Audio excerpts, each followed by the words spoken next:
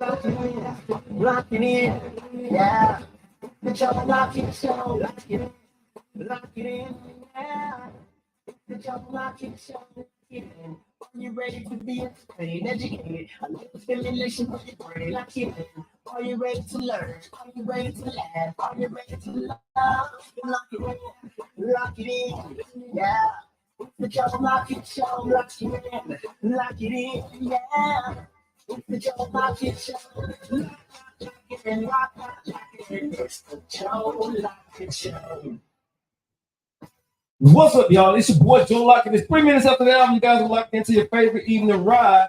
It's the Joe Lockett Show right here on a Monday. How you guys doing? Rachel in the building. How you doing, baby? Lady J, how you doing?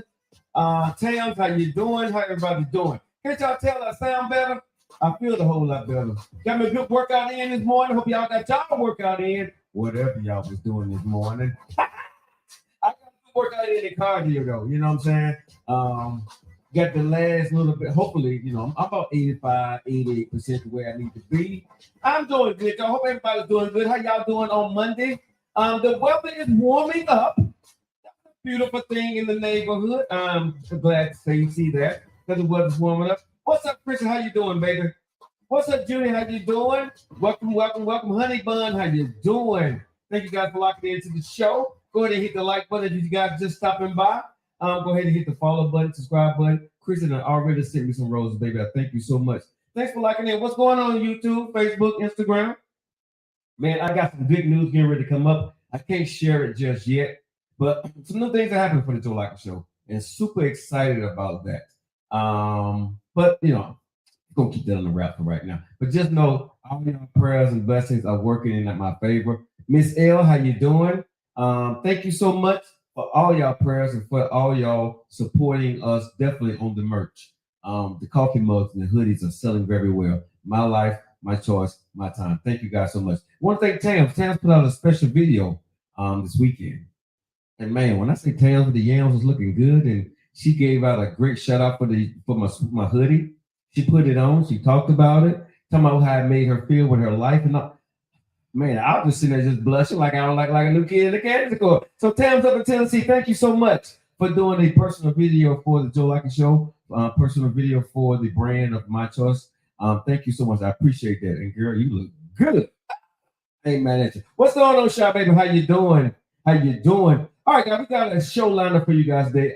Nephew is actually attending the funeral of the person that passed away in his family. So that's why he's not here today. But I already know I'm gonna hold it down. So let's get it in. But thank you guys so much for chiming in. Now,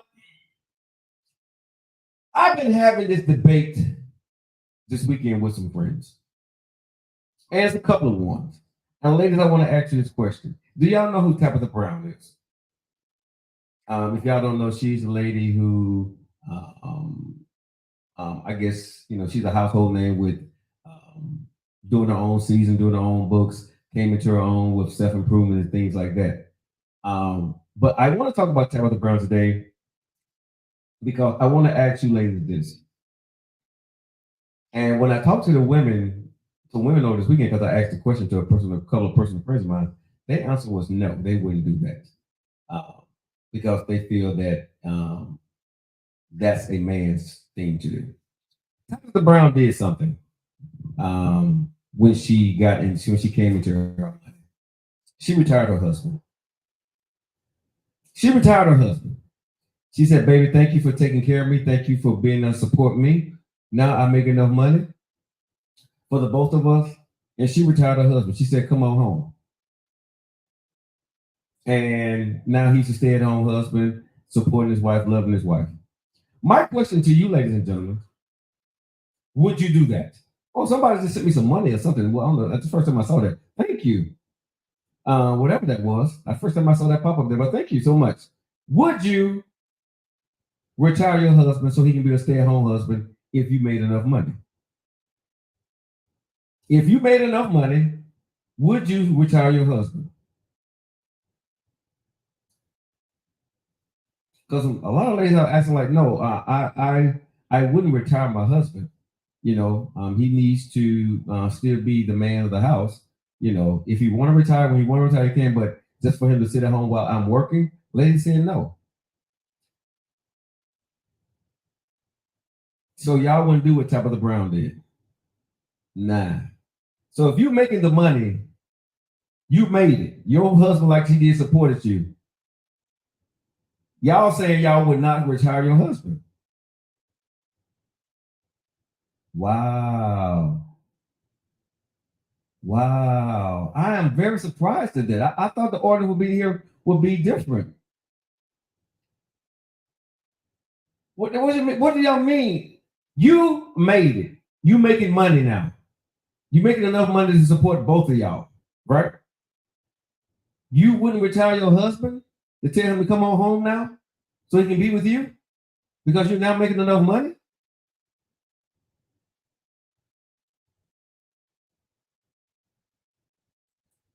It has to be the job though, but I'm saying if you, the woman, are making enough money and you know your husband got a 9-to-5 job, but you are now a celebrity, you would not retire your husband. Can I ask you ladies why? Why would you not retire your husband?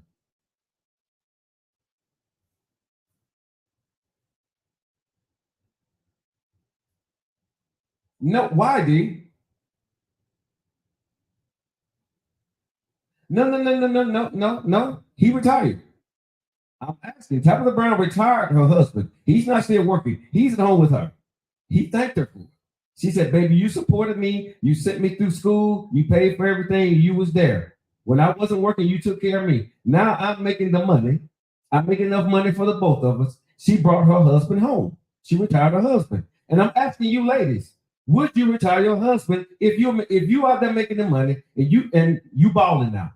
You CEO, whatever. You got money. Your husband working a 9-to-5. He would never make the kind of money you would make. And y'all are saying the answer is no. For the women that are saying no, I do not want to marry you. I would not want you to be my wife. I would not.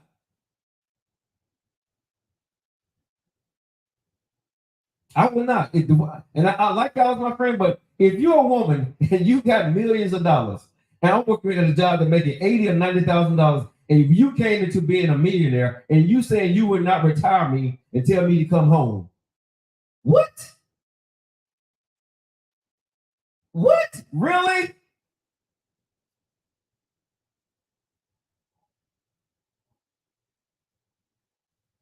Like I said, y'all know who Tabitha Brown is. She have made it. She's making enough money to take care of the household, to take care of both of them. She's making enough money that they good. And what y'all telling me is he can work at the corporation. Wow. So basically what y'all saying is that if a man, even if this man that took care of you and sent you to school, did everything he needed to do with his job, and your thing popped off online or whatever, and now you are balling in money. You're making way more money than y'all will ever need. You still gonna say this man, if he quits his job, there's a chance you'll divorce him.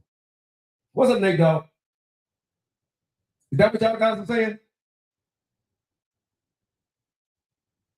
Because my question to y'all is, where's the love? Exactly. And I see Erica, thank you. Thank you. On the golf course. I mean, if you're making money like Tabitha Brown is right now, and y'all saying, I couldn't believe the women, I talked to this over the weekend. No, he got to work. I'm not taking care of no man. What? The man took care of you. Can I tell y'all ladies something? There's a difference in taking care of a sorry ass man and taking care of a good man. There's a huge difference, ladies. That's a huge difference. I would retire my husband in my heart. Okay, I would. For the ones who say they would not retire their husband, I'm going to say this to you. Don't take it. This is why your ass single. Because seriously, if this man has done, and I'm saying what he done for her, I ain't talking about no sorry dude that hadn't worked and you making money, you worked hard and you got 2 years and no. I'm talking about the man like he did her. When she was not working and making money and he was supporting her, sending her to school and all her ideas, he paid for it. When things popped off for her, because of what he did and supported her. She said, baby, come home, retire. I got us.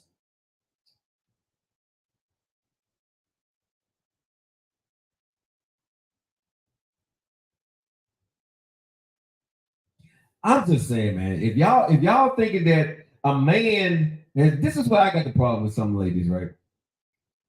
A man needs to work, yes. A man should take care of a woman, yes. But there are times when a woman, it's okay for a woman to take care of a man if he put you in position to win. What Tabitha Brown did is honorable. What Tabitha Brown did and what he did for his wife to get there, that's what she should do. That's what husband and wives do. Because guess what? If she supported him during the time that he popped off, he gonna retire her. So why come a woman can't retire a man that supported his woman? Because you damn sure well would want to be retired if you supported your man, went to school tonight, worked 2 jobs, did what you had to go do. He popped off and became a famous rapper, became a famous singer, or a famous actor. You wanted to retire you. Why come you can't do that for your husband? That did the same thing for you, and yours popped off. You now making money. You now making millions. You're a million. Y'all are millionaires now. If you live within the confines of your money, you'll never have to work again. Why come you can't retire your husband?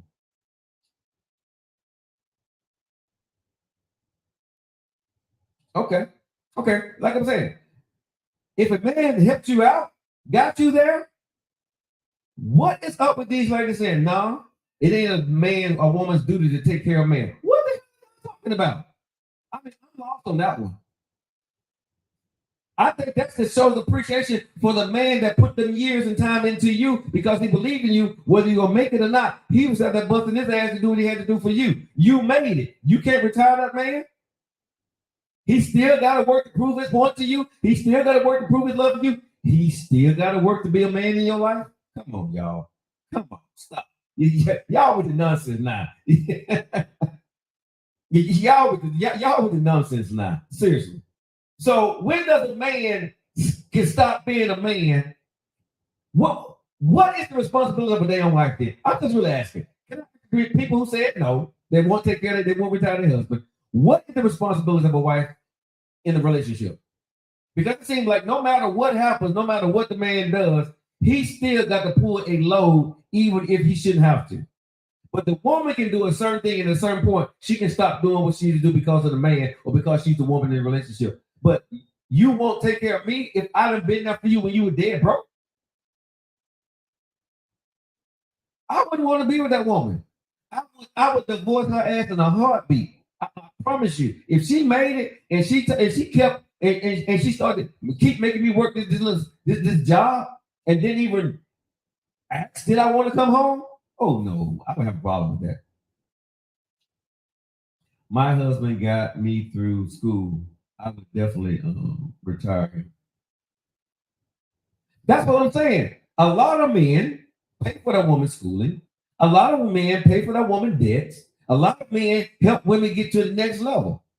Why wouldn't you retire a good man if y'all got the money? Now, if you're out there struggling and you barely making it, or you making a little bit more money and retiring somebody, I'm not talking about that. I said Tabitha Brown.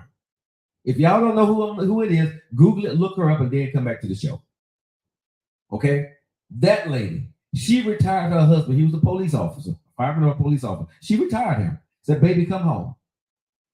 She loves her husband, said everything he did. She said she appreciated it. And for my appreciation for what you did, baby, come on home. You'll never have to work again. I got us. What is wrong with that? Most men want to be busy. Yeah, I mean, I agree with, as a man, I'm going to want to go do something. I'm just not going to sit at home. But now I get to do something where the load is not on me financially to make sure things are doing. I may want to start a little side business. I may want to pick up a hobby. I may just want to carry my wife's bags and be there for her and support her in whatever she's doing. You see what I'm saying? But if one of us can retire the other early so we can live a life together and travel together, why wouldn't you do that for your husband?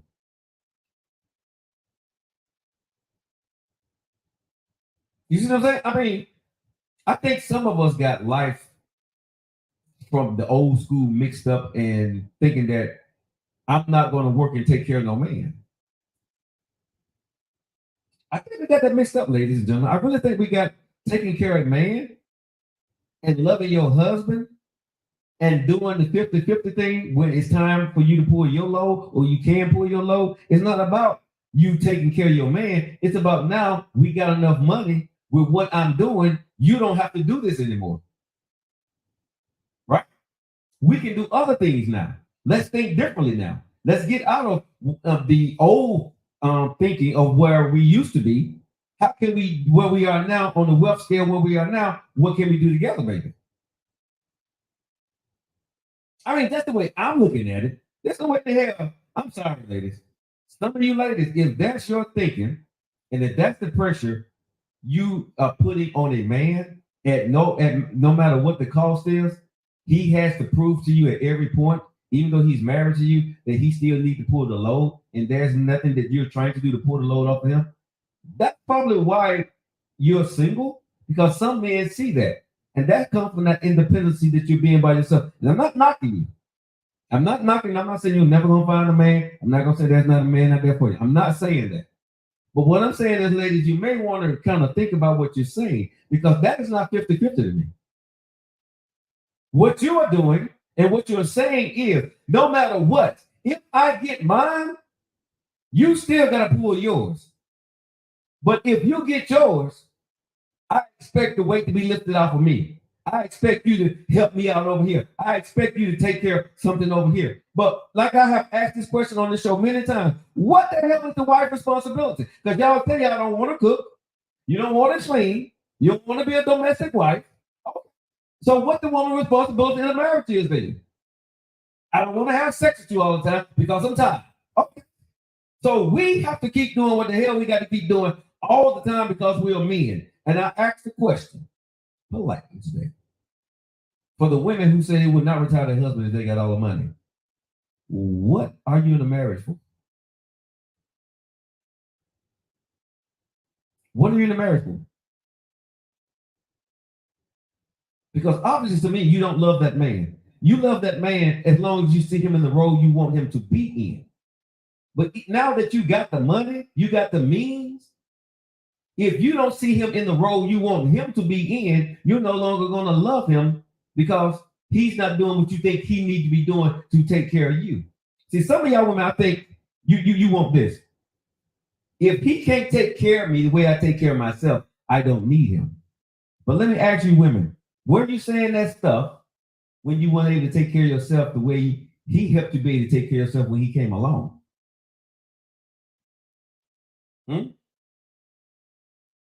Well, you got a good man in your life, and the way he helped take care of you when you wasn't able to take care of yourself, right?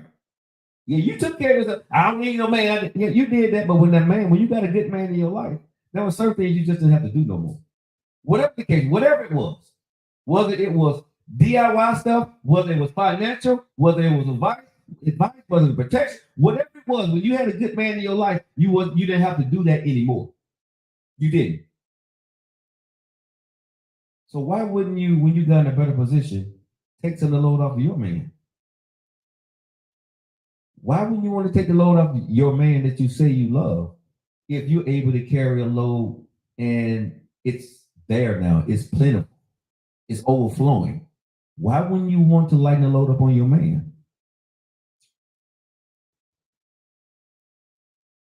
I'm just asking. Thanks for tapping the screen, y'all. I appreciate it. Thank you. Let's get the message. But I'm asking, why would you want to tap? Why would you want to help your man out, ladies and gentlemen? I'm trying to figure out the women's thinking here. Does a man have to continue to do everything if the woman is okay in certain categories? And like I said, I'm using the Tabitha Brown example. Look her up. I retired my husband. I mean, man, I got into a huge debate with women because they were like, well, he ain't no man if I got to retire him. Yeah, I made the money. Yeah, he helped me, but a man needs to be working. I'm not taking care of no man. You're not taking care of just any man.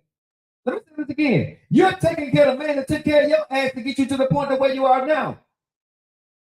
Well, I understand it, but that's what men are supposed to do. Well, hey, what the wife is supposed to do? He supported you to get to where you are. What are you supposed to do when you get there? Well, I did it. He helped me, but I did it. Yeah, I'm gonna make sure he good, but for him, me retire him and he not do nothing to contribute nothing.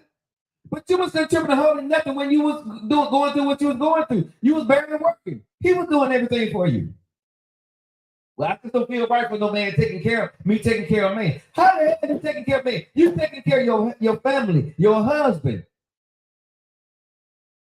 You got the means. And you sit here telling me that you wouldn't take care of me, you wouldn't offer to retire my ass? Man, if a woman told me that, I would divorce her ass in a heartbeat. I promise you I'd walk away from her.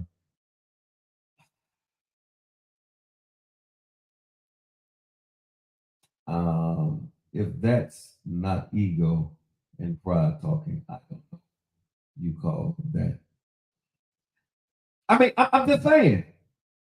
Sometimes, ladies, this role you put a man in and the role you put yourself in, I need y'all to ask yourself, what the hell is your duties to your husband as a wife? I mean, I'm just being honest. What are you held? What standard are y'all held to as women? Because I had a huge problem over the weekend. Because how can you call yourself a good wife when you don't? What's the word I'm looking for? You won't commit to anything. You won't commit to cleaning. You won't commit to cooking, right? You won't commit to doing the domestic stuff around the house. You won't commit to that all the time because that ain't what you're supposed to do.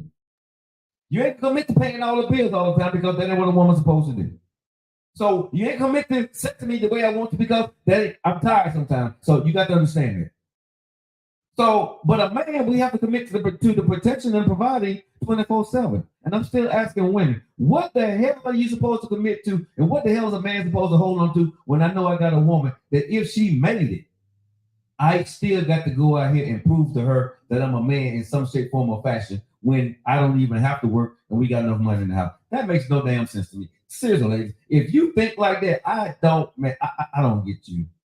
You can't tell me you love your husband. You can't tell me that you're going to feel some kind of way if this man supported you the way he supported her. I'm not talking about the sorry dudes. I ain't talking about the dude that didn't put you to school, who didn't pay your bills and wasn't there for you. I'm talking about your husband that was there for your ass when you was crying, wasn't making money, didn't think nothing was going to pop off. The film that you wrote, the book that you wrote, the seasoning that you did, he kept putting money into it. He was there. You wasn't working. You was trying to figure it out. And eventually it popped for you. And you became a best-selling author. Or they got your film and you got a best-selling, you got hit a blockbuster film. You gonna sit here and tell me you're not gonna retire your husband as a cook, a police officer, a fireman, a guy working in a blue-collar job? You're not gonna retire that dude that helped you got there so you can get that chance? You're not gonna retire him when you was broke as hell 3 days ago? Really? That's what y'all telling me?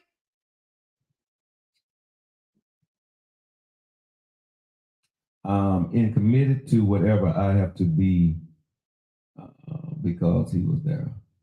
Everybody said, I would retire, man, if I was popping and made millions of dollars. To me, it just makes sense, ladies. I think y'all may want to rethink what I said because I think some women probably jumped to the conclusion and they went to that old frame of mind of I'm not taking care of man. I got it. But I'm talking about that dude. If y'all look at Tabitha Brown and her husband, if y'all don't know who they is, look them up on the internet. That's the dude, man. He loves his wife. He ain't afraid to show love and affection and do whatever he needs to do and be silly with his wife. You know, be playful, let her dress the way she do her thing, support his wife. And he was, let me say this, don't y'all do this. He was doing that before she got the money.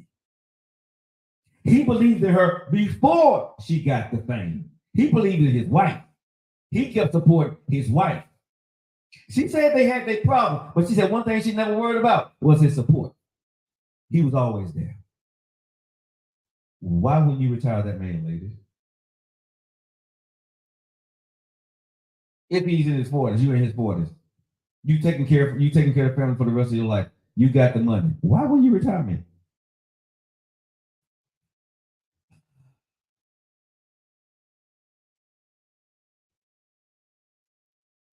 Sorry, I came. I'm just coming on. I'll let y'all go ahead and bring up the speed. But tell me why y'all would. I mean, you seriously, I don't get that one, y'all. I'm having a problem understanding the mechanics of what women think about men. I'm really having a problem with that.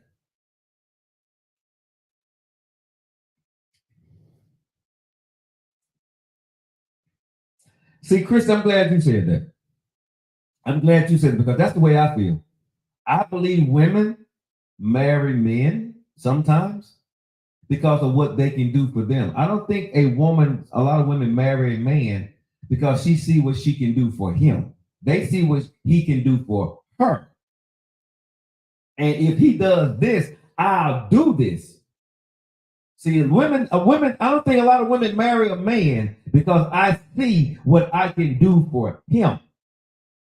I think a lot of women marry a man if he does this, I'll think about doing this or I'll do this sometimes.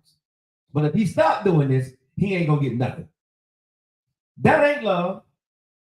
It's definitely damn not marriage. And that's you satisfying your needs, and that's you getting a man to take care of your problems that you brought on yourself that he didn't make. Let me say that again, because I had to tell a girl that this weekend. I was damn about to get mad at me. Some of y'all get out here, get these kids, get debt, get in situations that you got yourself in. You did. Before you met that man. Now you find now you messed up. Now you're tired of life. Life is getting at you. Now you're mad at life. I'm tired of this. I need a man. I need somebody to help me with these bills. Why somebody to help you with your mess? Number one. Let me just get right there. Number one, why do somebody need to help you with your mess? Why do somebody need to help you with your bills that you created? Why? Tell me why now. Real talk. That ain't what God said. That ain't in the Bible. That ain't preached in the church. If a woman go out there and create a mess, then a man can come in and clean it up. That ain't in the Bible. I never heard that sermon. Whatever you did before you met that man, that's your problem. But some of y'all get tired of lifing. And so now you're saying, if he can't do this, and usually it's taking care of your mess or something you have done, or something you don't want to take care of no more, or bills you don't want to pay. So now you want to go get a man to do that. Now, my question to you is, what about do you love that man? Because most women look at it, or some women look at it as, if you do this, then I'll do this for you. For that woman that thinks that way, can I ask y'all this question? What are you going to do for that man? Huh? What are you going to do about his problems that he had before he met you? How are you going to contribute and help him with his problems that he had before he met you? If I'm helping you take care of your problems, are you going to help me take care of my problems? Whatever they may be. Are you going to try to sit down with me and work with me to help me with my problems?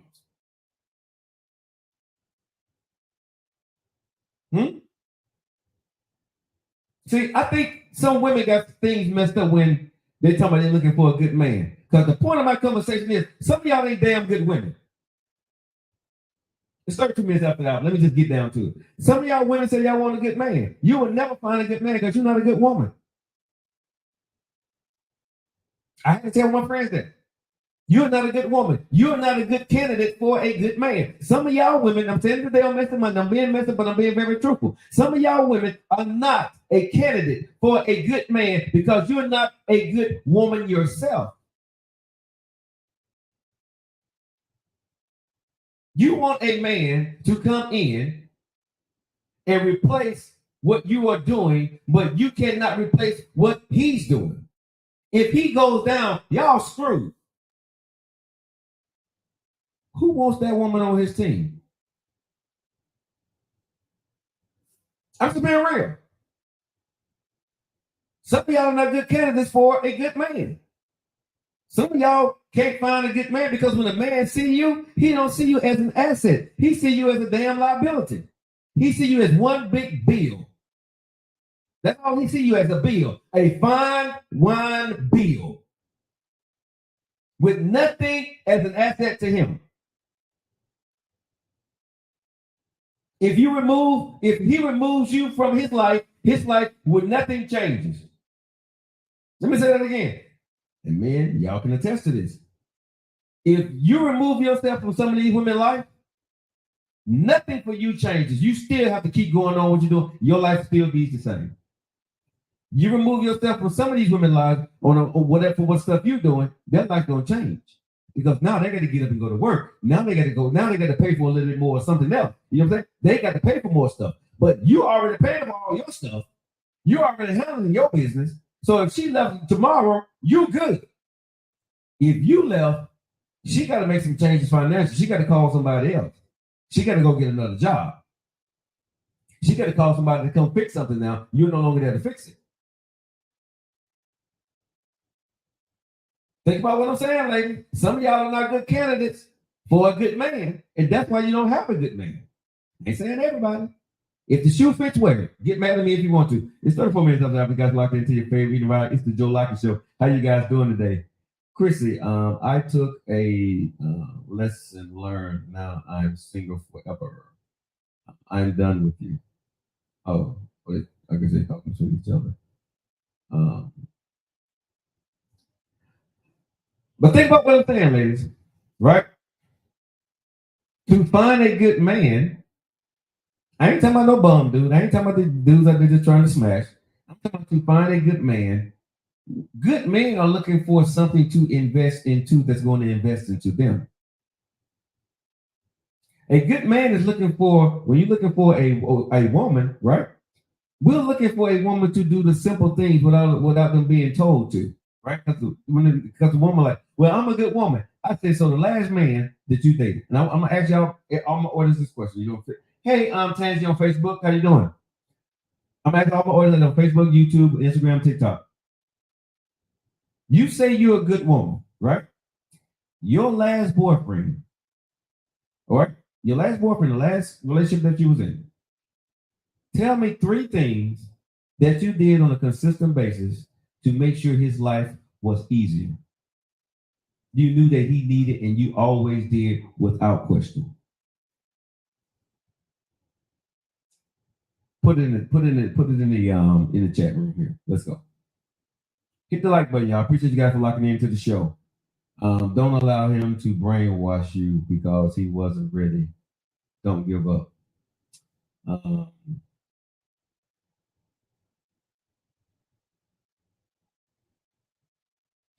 That would tell you a lot about yourself.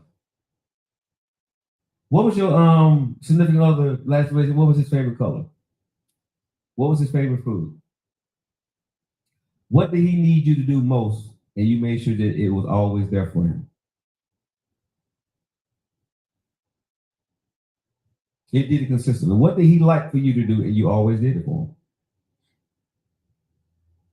See, a lot of y'all can't answer that question. Because when I talk to dudes, and when dudes are having a conversation, dudes always say what's simple, right?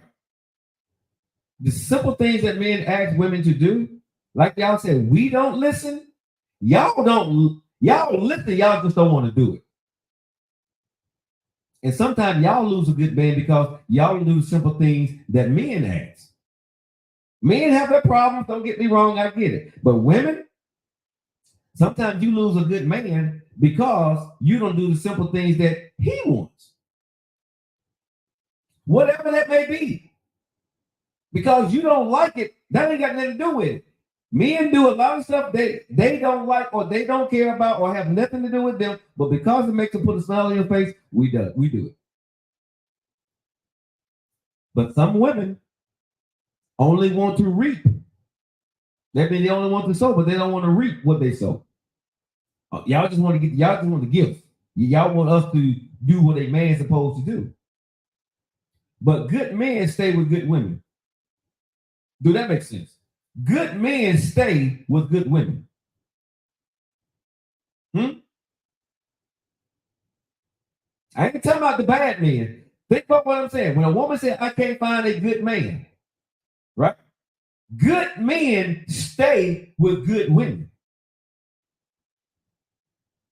So obviously the dude you have may not be a good man, but I'm telling you, when a good man that wants to be married and he's happy, he stays with a good woman. Because guess what? We simple. We don't want nothing else. When we find what we want and we love that woman and we a good man, I ain't talking about the dogs, I ain't talking about the hoes, I'm talking about the good dudes.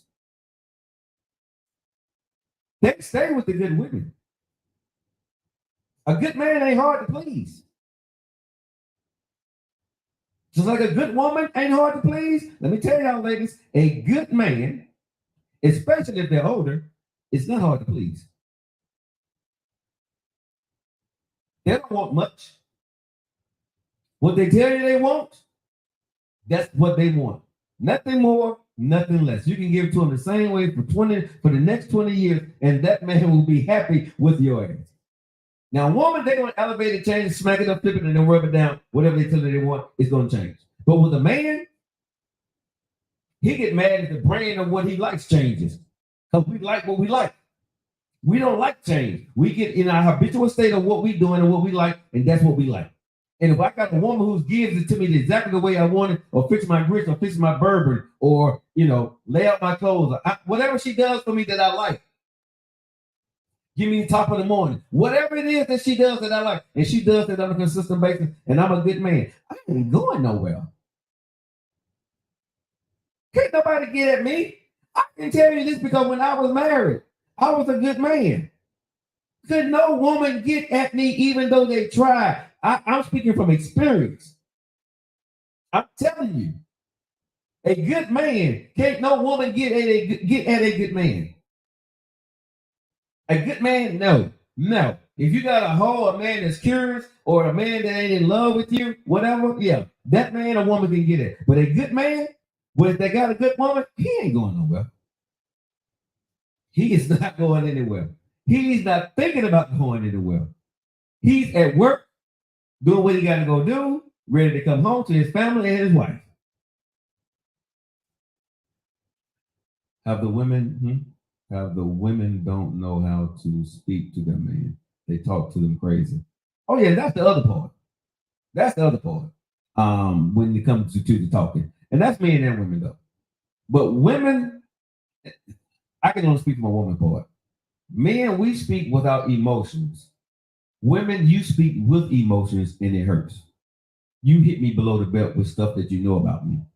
A man would talk to you in an authoritarian type manner and say some hurtful things. You use information about me that you know that's going to hurt me. You hit me below the belt. And this is why men and women are different when it comes to ego and pride. If you hit me below the belt with something that I told you, I feel that's a form of disrespect. And the highest form of disrespect that a man can get is from his woman that lives in his house. For a man. A man do not want to be disrespected by his wife. Just like a woman don't want to be disrespected by her husband, a man do not want to be disrespected by his wife. But sometimes women tend to get in their feelings, don't get what they want, and at the end of the day, what are they doing? They're hitting you below the belt. You sorry, you this. And let me tell y'all something, ladies. You guys are locked into the Joe Lack Show. It's 42 minutes after the hour.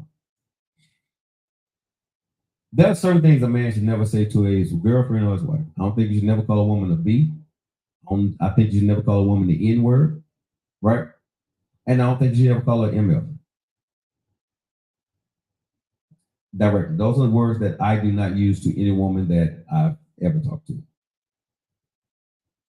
I may tell you get on my damn nerve, I may tell you get out my damn face, but I'm not gonna call you a B. I'm not gonna call you an MF, and I'm not gonna call you an N. I may say ninja, but I'm not gonna say the other word. Why?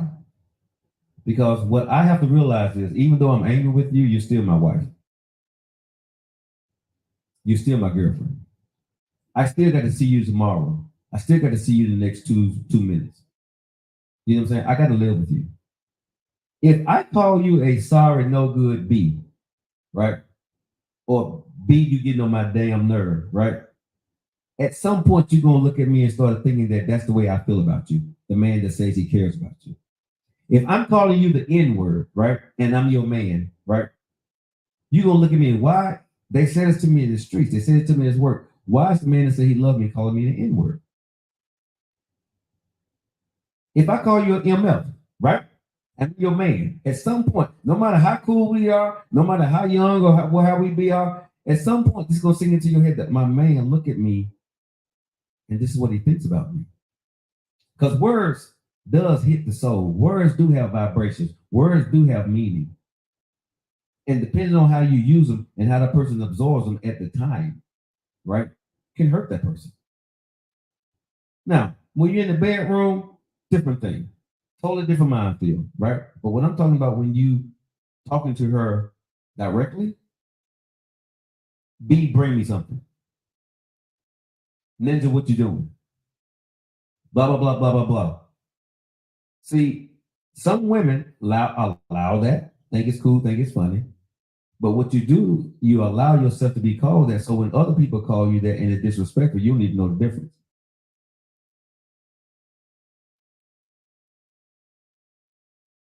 Me, myself, I never do that. I don't do that to a woman.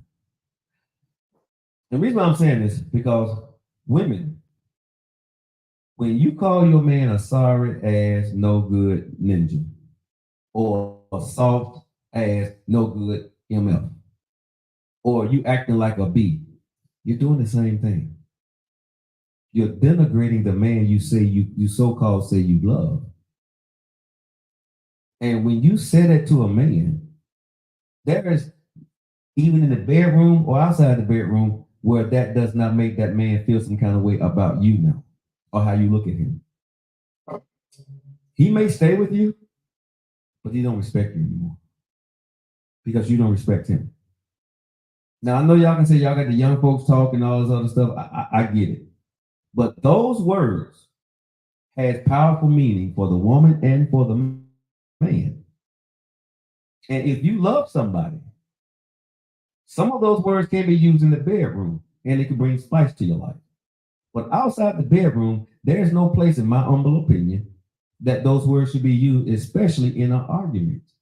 Especially when you're having a disagreement with the person you love. You shouldn't want to hit them below the belt. In the argument, you want them to hear you. You want them to hear your problem. And you calling me out of my name, telling me I'm a mama's boy and all this other stuff because you're mad because you didn't get your way is not going to make me love you or respect you that much. And the woman who shows me a little bit more respect outside the house and call me a king or treat me like a king or call me by my name or call me baby is probably going to start to get my attention a lot more than you did. And vice versa for the fellas. See, y'all have watched too much TV and these little reality shows and think that that's cool. It's funny, it's entertaining, but understand, I was told years ago when you see stuff on in the 80s, take it as entertainment, not real life. Take it as entertainment, not real life. Do not put those things in your real life. If you love somebody, you say words to them that you know you can bounce back from. I cannot bounce back if I call my wife a B. I was that B, get out of my face. I'm not going to even feel right saying that to my wife. Let me first of all, I'm not going to feel right saying that to my wife. I think I may have said one or two cuss words when I was married to my ex-wife, and I quickly took it back. I said, I'm sorry, I didn't mean to say that. I was mad, and it came out of my mouth, but I quickly corrected myself. Because that is not a common thing that I do. I don't get off on calling women B's or MLs or H's. That ain't something I do. Because if you love somebody, I can't be in a just me, fellas. Maybe y'all can, but just me. I can't be in a relationship with a woman and respect a woman that allows me to say that to her. That's just me. I don't want to be in a relationship with a woman that I can call a B.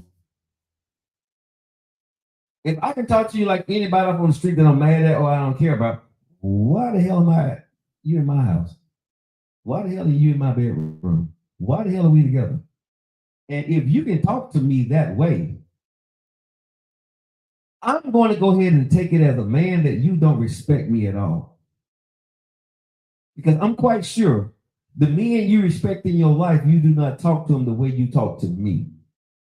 See, when a woman's calling you a sorry, such and such, and this and this and that, listen to how she addressed the men that she actually respect, fellas. Listen to the men that she actually care about and she like. See, do she call her boss those things? See, do she call her daddy those things? See, do she call her brother those things? Or other men that she respect? And if she don't talk to them men the exact same way, she don't respect you. Because see, let me tell you something. I've said a crazy person is crazy 24/7, not when they choose to be. Because some people say they're crazy. No. Most folks ain't crazy. Let me go ahead and tell you that. Most people ain't crazy. Okay? Most of y'all pretend y'all like y'all crazy. Because y'all get in front of the right person or you in your right location, your ass don't act a fool in front of certain people. How do you go to work and know what to do when you come home, you're acting a fool? How do you be going off on everybody else? You know, these are the people that you know you can go off on, but when you get around a real one, you quiet as a mouse. You ain't crazy. You ain't crazy. You're a bully. See what I'm saying? Fellas, women, y'all all do it. Especially men. I see women do it too, though. They'll talk to some men, some crazy. But if you got that dude that you know that's gonna set you right, you ain't finna say nothing to that man. I promise you, you ain't finna say nothing to that man. You say something to that man that you know that ain't gonna bark back at your ass. And that means you don't respect him. And if you don't respect him, that means you're using him. I said it. If you're with a man that you don't respect, you're using him. Because if you don't respect him, you don't freaking love him. Get mad at me if you want to, but I'm telling you the truth. If you with a man right now and you can talk crazy to him, you don't respect his ass. And I damn sure know you don't love him. You're there using him because he allows you to.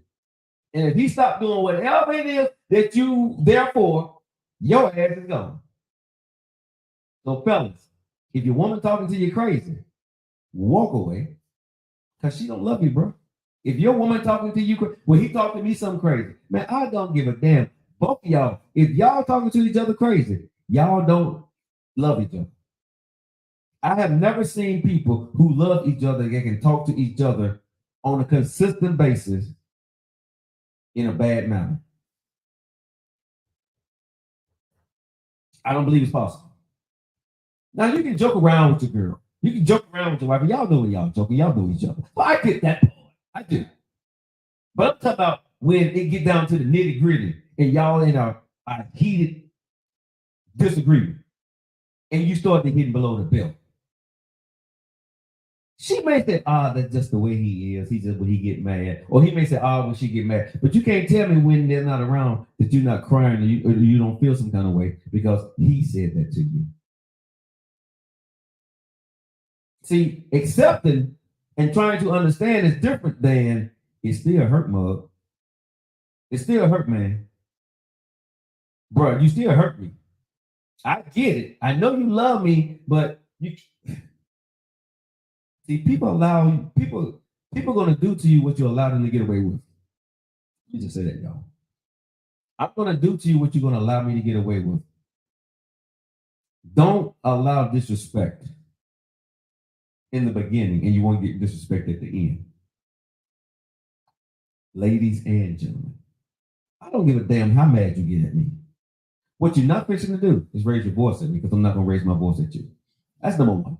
Because as soon as you start to raise your voice, I'm gonna say, hey, I get it. I know you're mad, baby. But can we tone it down?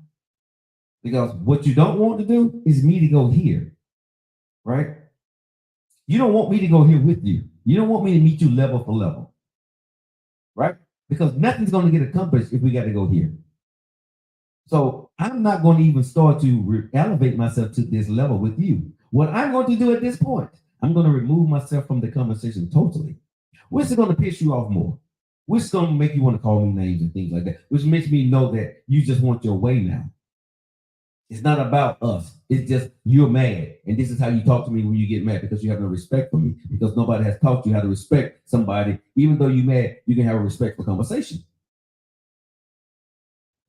Because see, some women have told me, you can't tell me how to get mad. I'm grown. I say what I want to say, how I want to say it. You're absolutely right. You're absolutely right. I cannot. But what I can control is me. I gotta listen to you. I don't have to sit here and listen to you scream at me. And I won't. And I won't. There's not a soul on this earth that can make me sit there. Whether you my boss, whether you the pastor, I'm a grown ass man. If I feel you're disrespecting me or you speaking me to in a manner that I don't like to be spoken to, I'm going to give you a warning and say, hey, can we bring it here so I can hear you and understand you and comprehend what you're saying? But as a grown man, I don't care if you're the president of the damn United States, bro. What you're not going to do, you're not going to talk to me like I'm a kid. You're not going to sit here and holler at me. You're not going to get up in your face, put finger in my face, and point your finger in my face. You're not going to do this to me. You're not going to do this to me. No, I'm too grown for that. I'm sorry. I'll lose my job. I'll lose my life. But we're not going to do that, because I'm not going to do that to you. And I'd be damned if I let a woman or a man sit there and denigrate me or talk to me like I'm crazy because you mad. That's not happening. That's not happening. So until some of y'all learn how to talk to people, y'all probably don't need to talk when y'all get angry. Y'all need to go in the room, calm down, take 10. And that's some of the problems sometimes. Because, like I said, for me, I probably walked away from a good relationship. Because guess what? I'm not going to argue. But that's your problem. You don't want to never solve nothing. I can't solve nothing with you screaming at me. I cannot. I can't solve nothing when you sit there sobbing and crying because now you got all the emotion about what the hell you're trying to tell me, and you think that's going to make me jump a little bit higher or move a little bit faster if you throw your tears in there. It doesn't for me. Sorry, it don't. It does not. If you got a problem, talk to me like I'm human. See, can I fix it? We got two choices here. Either I can, I got three choices. Either I can, I cannot, or I won't. Let's talk about it. Right? And the same thing for you. But this narrative that a lot of people put out here, that you can say what you want to say, how you want to say it, because that's the way I feel right now. I don't know what book y'all read. Y'all need to go get a new book. Because the only person gonna listen to that crap is you. You're not talking to me crazy. I can love you to death, but you're not talking to me crazy. I don't talk to nobody crazy. I'm not gonna allow you to do it. I will walk off the job. I will walk out the military. The only time I ever took that is when I was in the military, when I was going through boot camp, and I agreed to that. But once I got in the military, I didn't allow any officers to sit there and talk to me crazy. If they started talking to me crazy, they would say what they need to say, and I would say, sir, respectfully, I would ask you the next time, if there's something that you need to say to me, can you not be up in my face like that? When I became a grown man, because you got to put people in their place. You can do things respectfully, but sometimes people think because they got power or they got rank on you that they can treat you like they're their 12-year-old child, and I'll be damned. I'll be damned if that's going to happen.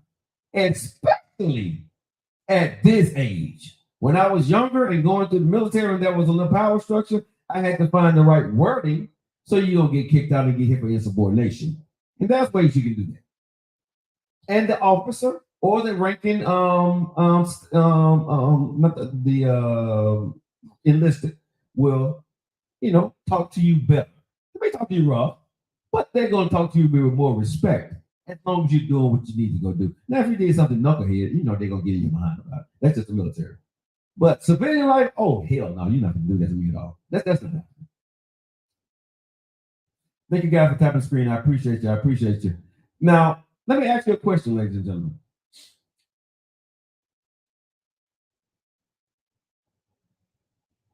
How do you? What's the way I want to put this? Because I didn't get an answer over the weekend on this.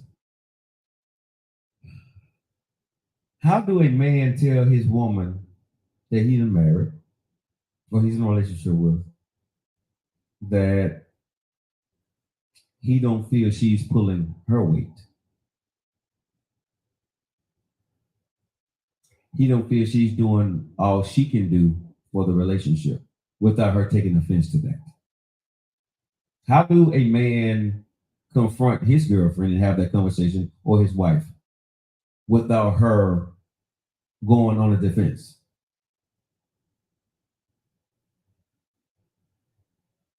Thank you, Krista. I appreciate you. How do we do that, Tangy? How do we do that, Krista? How do we do that, MD? How do we approach the woman we love, but we feel there's things that she's slacking in, right? And we want her to, pick things up. What is the best way to approach you, ladies, on that?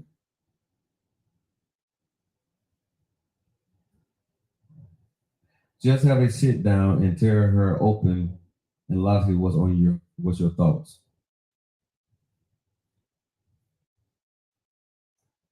Gently with understanding of what may be going through. Tone is everything. That I do agree with.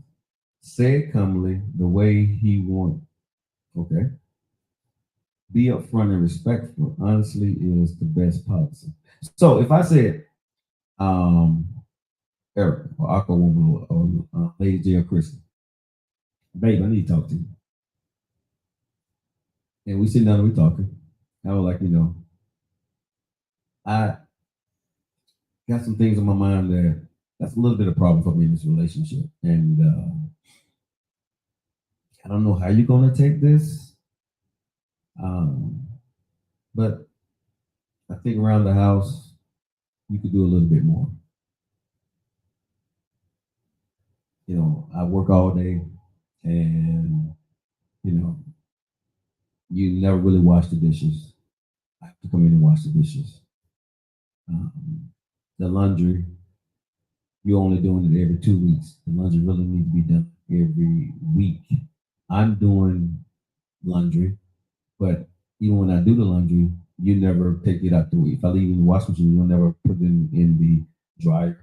Or if the clothes in the dryer, you don't take the clothes out the dryer or even fold them up. I'm having to do all these things all the time on a consistent basis. I don't want to sound like I'm complaining, but I know you work, I work too. Is there any way that we can, try to work those things out? Is that cool? Is that work, ladies?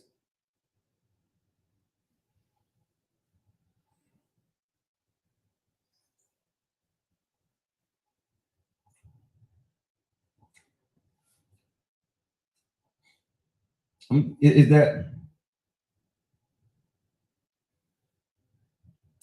okay? So I've done that in that tone, but this is what I found out, right? If it ain't in the woman that you married, she's still not doing it. She's still not doing it. She may do it for a day or two, maybe a week, but it goes right back to the same thing.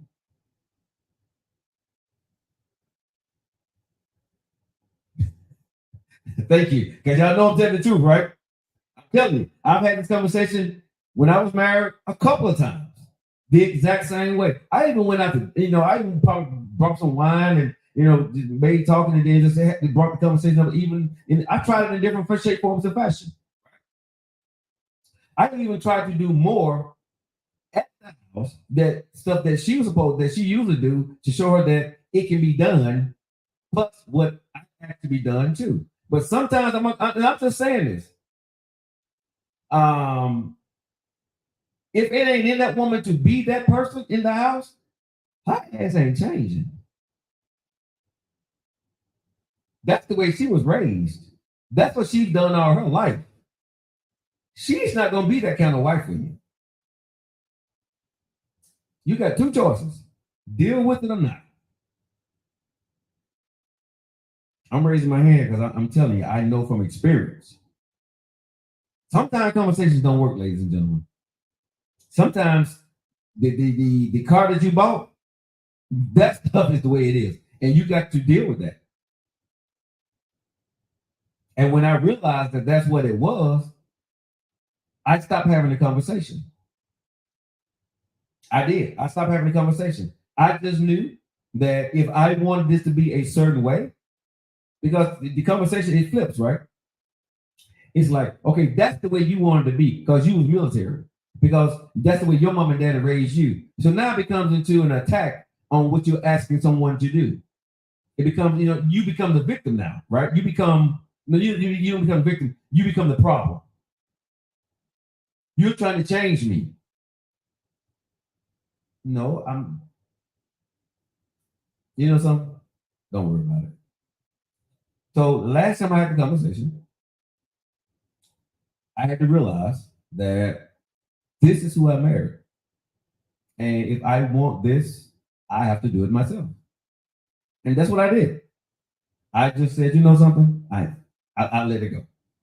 So I took on the responsibility because, there are certain things, especially when it comes to the house, I like the house to look a certain way. I don't mind for it to be a little junky for a short period of time. But I don't like my house to be junky for 2 and 3 days. I can't stand it. That won't work for me. Even when I'm sick, right? Even last week when I was sick, my house was too messy for me. If anybody would walk in my house, they would say that it's clean. But for me, it was too messy. Because, I washed the clothes, I dried the clothes, and it sat in the dryer for a day because I didn't feel like going downstairs. And when I went downstairs, I came upstairs and I put the clothes on the sofa and I left them there and I used to fold them. And then I went and laid down because I wasn't feeling well. So the clothes sat there for 2 days. And every day I walked by that room, it bothered the hell out of me. So in the middle of the night, I woke up because it was bothering me and I folded the clothes, right? Because it was just bothering me. And I woke up in the middle of the night and I folded the clothes and put the clothes up. But I guess the point that I'm making here is sometimes you can have a conversation with your wife. Sometimes you have a conversation with your husband. You're not always going to get the answer or the solution that you want. Because sometimes this conversation that you're having is falling on deaf ears because you have married who they are. They're not changing. Sometimes it may be detrimental for you, but it's not detrimental for them. And they are who they are. You may not know it until after you got married, but some things you just have to deal with, y'all. Some things that's just the way it is, right? And you're a little mad at yourself that you have to continue to do that. But when I set my mind to, okay, you are who you are, you can't change who you are at the core. I truly believe that. You can't change the person who they are at the core. If a person is junky at the core, they're going to be junky for the rest of their life. Period. Period. If a person is messy, they're going to be messy. Period. Right? I know a person right now. I know a woman right now. If you go to her club, if you go to her house, right? Her laundry is probably stacked yay high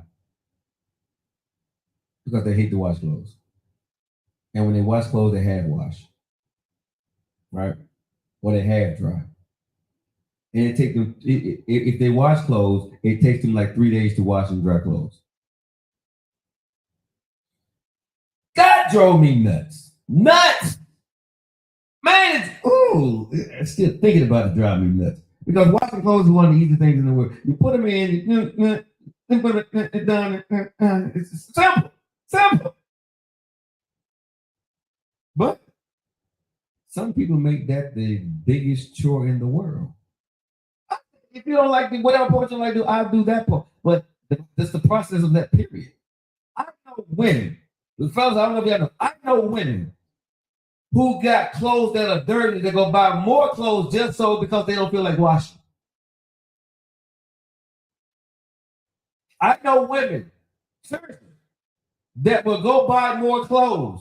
If they know they got to wash clothes when they get home, they will go buy some more underwear and some bras so they don't have to wash clothes that night. I know women that does that. Yes. Yes. Um, yeah. Call it what you want to, ladies and gentlemen. I'm just saying, I'm just calling it for what it is at the end of the day. So my point to this conversation is when you're with somebody, and sometimes you have these conversations with your mate, you're not always going to get the answer that you want. Sometimes you marry what you marry, and what you see is what you get, and it's not going to change. Which brings me to the next point of this conversation.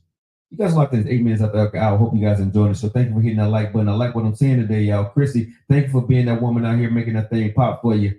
Man, Chrissy be working hard on the show. Thank you so much, Chrissy. You know something, Chrissy? Inbox me. Inbox me your size. And it just inbox me. I got something I'm gonna do for you. I'm gonna get you. I'm gonna tell you what. I'm gonna get Chrissy one of my coffee mugs. Chrissy, inbox me on TikTok, and I'm gonna talk to you for the work I see you out here doing today. I'm gonna get you one of my coffee mugs, and I'm gonna pay for it myself. I'm gonna send it to you. Thank you. I see. I mean, she's working hard, like sending the stuff, telling people to hit that tap button. I appreciate you, Christian. I see your whole work out here, baby girl. You are here trying to build this audience for me. Thank you so much. I'm going to give you a coffee mug for that. It's just one of my one of my coffee mugs there. Thank you so much. I appreciate you for that. Now, this brings me to my next topic, y'all. 9 minutes after the hour here on the Joe Like Show. Hope you guys are enjoying the show. Nephew is not here today. He had to attend a funeral of the family member that passed away, so I didn't expect him to come in today. He may be here tomorrow or Wednesday. They still going to that with his family. Again, keep nephew and his family in your prayers. And also, the scent today is brought to you by the one and only Tamise. It's Sea Spray in the house. The scent in my studio today is Sea Spray from Tamise Creations. And if y'all know, my life, my time, my choice. Make sure you guys go out and get my merch out there at joelockett.com. It's joelockett.com. This brings me to the next part of the show. And I put the question out there today on social media this morning, right? When you broke up with your last, when you was in a relationship with your last man, why did y'all break up? And how long were y'all together? And the reason why I asked that question was when you're in a relationship, how do I want to say this? Because I don't want to sound too mean.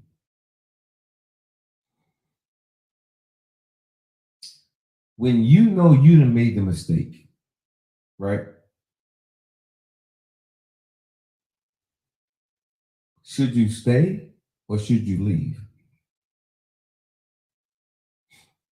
Because if you done dated a person for a year or two, right? And you marry this person, and you see that this is not what you want, should you stay or should you leave?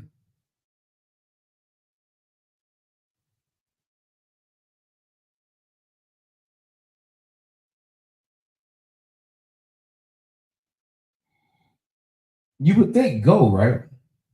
But the embarrassment that comes with that, the time that goes with that, the trying to figure out what I'm going to do next, working things out. Okay, so how do you work things out when you figure how does that look though? How does that look? Together 7 years, he was mean at times and didn't like the feeling of walking on eggshells by. Okay, figuring out what is you don't like about the person. And I guess for me, the question that I got is this, ladies, because this one I don't get. How do you date somebody for 2 years? I'm talking about people that's in 2 and 3 years. I ain't talking about the 6 month one year. I'm talking about you date somebody for 2 to 3 years. You marry them in the 3rd year or the 2nd year, and right away you find out that it's something you don't like about them. And I'm being very serious here. How did you find out right away after you married the person you didn't like them? That you didn't see in 2 years or 3 years? 1 year I can see, but 2 years, Because even when I was married, I realized that love can be blind and you see what you want to see. That part I did realize. But when I stepped back and thought about um, the things that went wrong in my marriage, I had to be honest with myself. I saw the problems. She was not the red flag. I was the red flag because I ignored them. I ignored them. I saw them. In 2 years, people don't hide very well, man nor woman. They have flashes of what you see when you get married. I chose to move forward because of what I wanted, what I saw, what I wanted to believe. And I have to say that was a small part of me. Realistically, I thought I could change her. Either I thought I could change her or I could handle it. Or it was not that big of a deal. Not for sure what state of mind I was in at the time, which one in different categories that made the marriage not well that it fell in. But one of those three was what I was thinking. But I can't say in the 3 years that I dated my ex-wife that I did not see or she didn't. I don't know what she saw, but I can't say that I didn't see the problems. I can't say I didn't see the problems. That would be a damn lie. I saw the problems, but I think in my mind I saw the solution. It wasn't that big of a problem at the time. And I think when you get married and you get the life in, the problem that you didn't think was the problem becomes a problem because now you're faced with everything with the weight of marriage. And you don't think it changes, but what changes is once you get married, you relax. It's like you take your girdle off, right? And the real you comes out, both of you. And I think that's what when people say things change after marriage. When you get married to somebody, you relax. You're not trying as hard every single day now. Now you're learning to live together. You're not trying to impress her. She's not trying to impress you, right? The way you saw her almost all the times as you did see her, she was putting in effort to do certain things or look a certain way. Now she's not doing that, or now you see the process that it took her to get there. Now she's not doing that as much. Vice versa for him, right? And so now you guys are not on your best behavior every single day because now it's no longer possible, and you think it's no longer needed. And I think that becomes the problem. So how do you tell a person, or you start to feel like you've been sold a bag of goods? How should you stay in a relationship? How do you have that conversation? How long do you stay? Should you stay? Christy said, and that's when the marriage starts. But I don't think a lot of people do that, Christy. I really don't think a lot of people do that.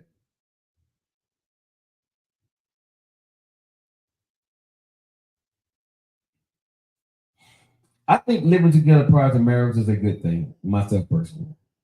But I'm going to say this: even if you're living together as marriage, when you get married, there's still going to be another change. And Erica, you know that. You know that. I think living together before marriage is a must for me. I wouldn't want to just marry somebody and then live with them at this stage of my life because I don't know if I want to be around you that much.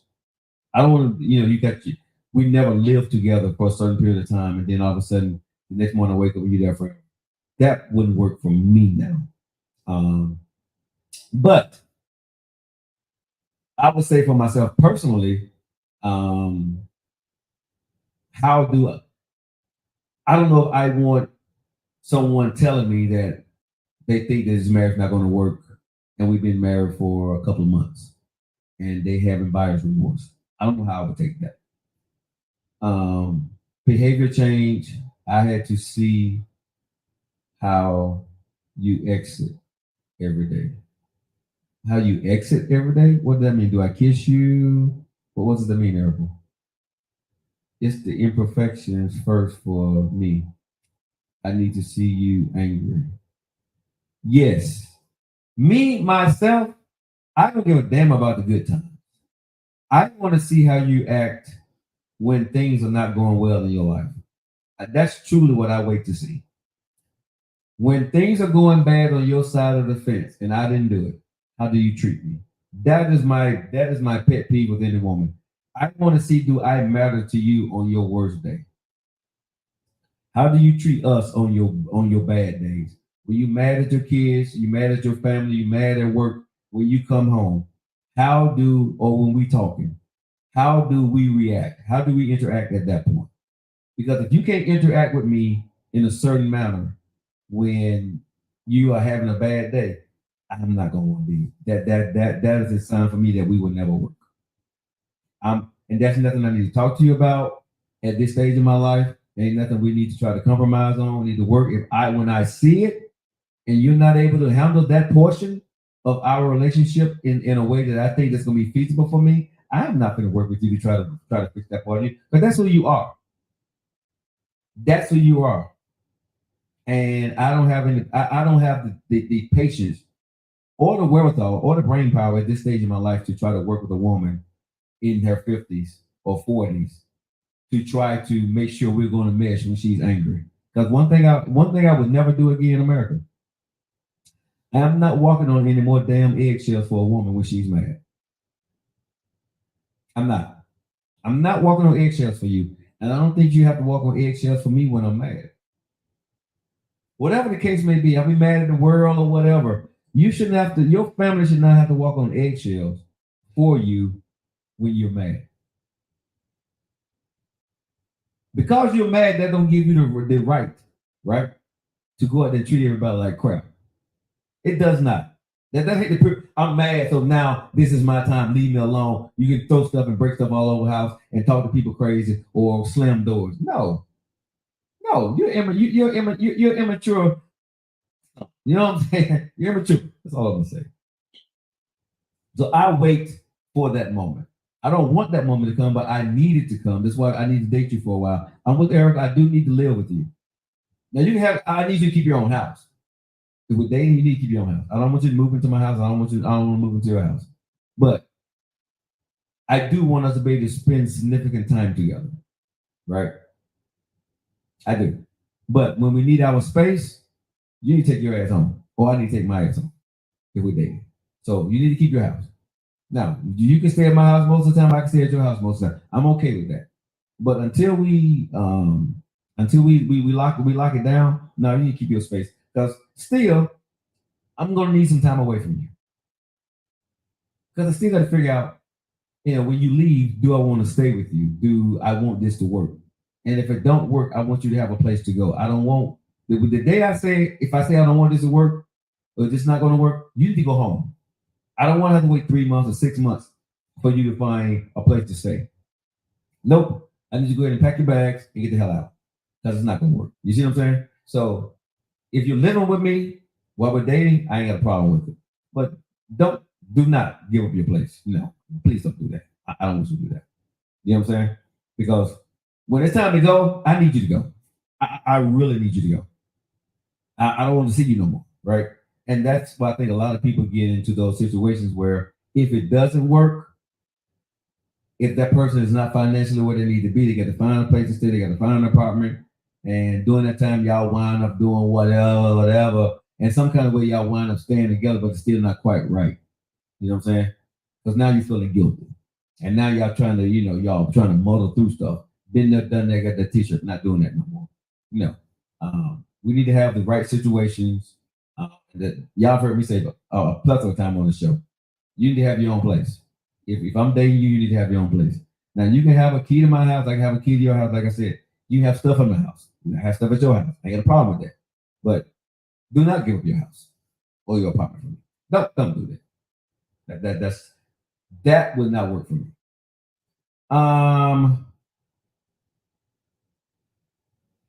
So do I tell the person that I just got in this relationship or I just got married to that I'm not feeling her?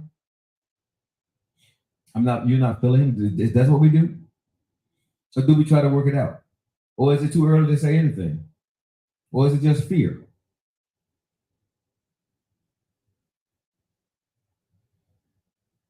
Just asking you. Because people ask me, am I going to get married again? The answer is I don't know.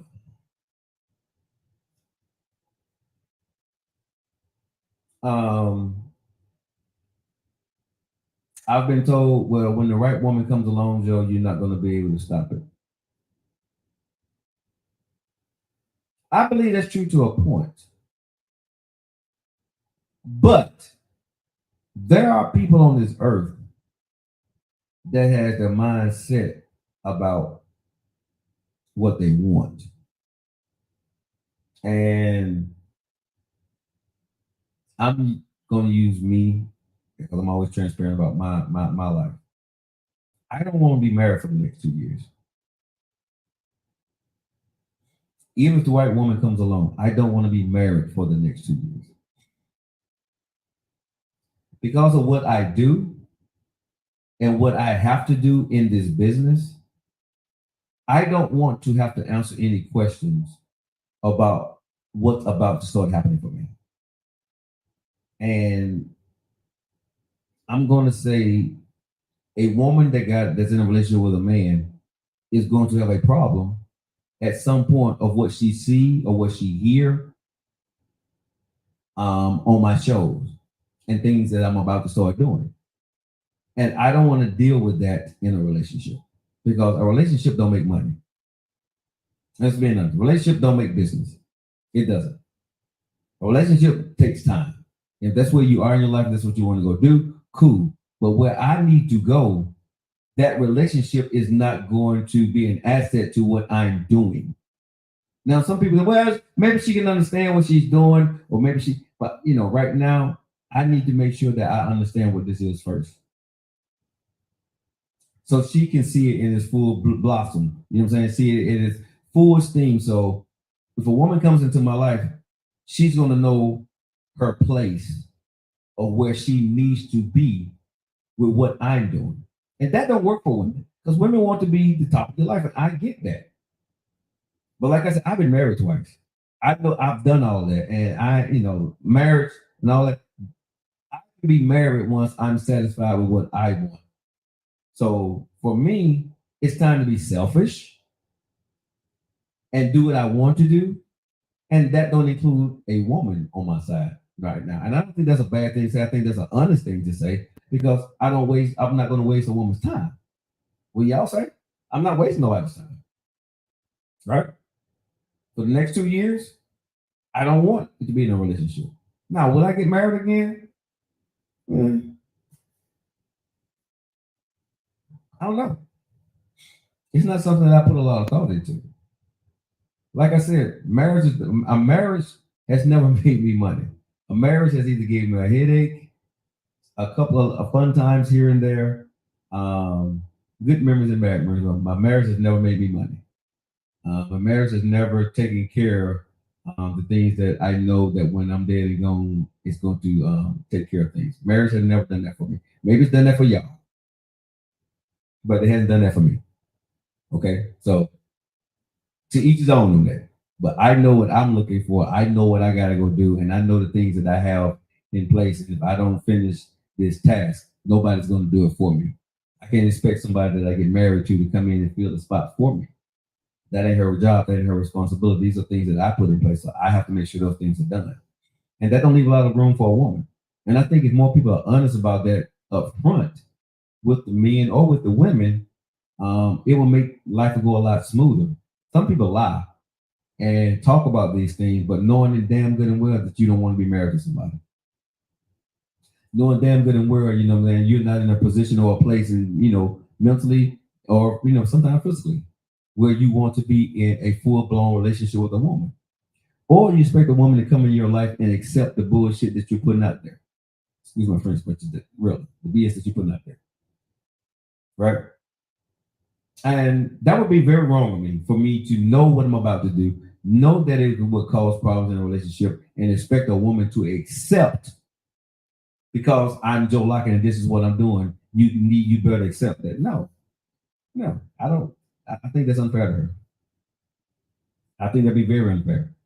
So, for the next 2 years, this is 2024, 25, 26. So definitely I don't see myself looking or even, considering a marriage uh, before 28, 29.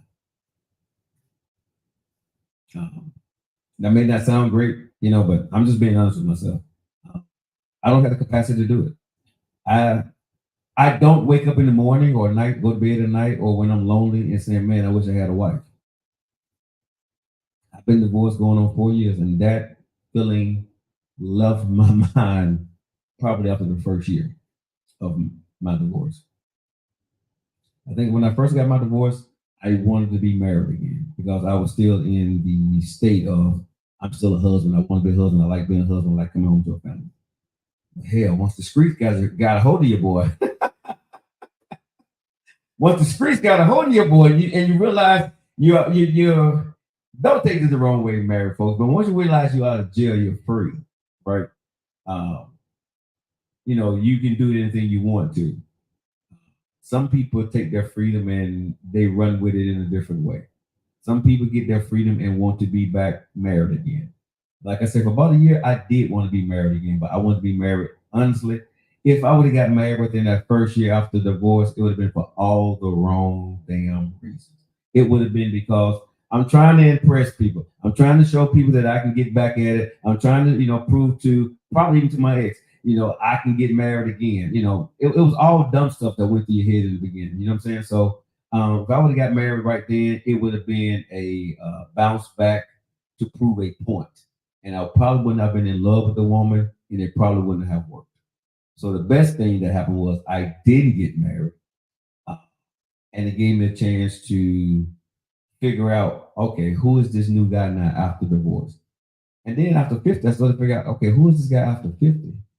Okay, who is this guy that got two daughters after 50 that's divorced and running a company? What does that look like for me now?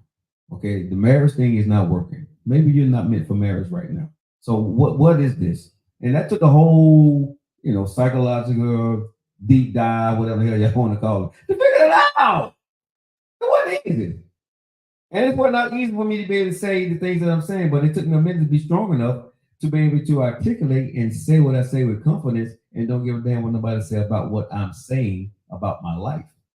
So when I started trying to talk about this a couple of years ago, people were like, Joe, you're a good man. You're gonna get married. You're gonna get married again. And I really didn't have a retort to it because I didn't want to hurt people's feelings. And I'm thinking, right, marriage is not that bad, blah blah blah. And I wasn't feeling it.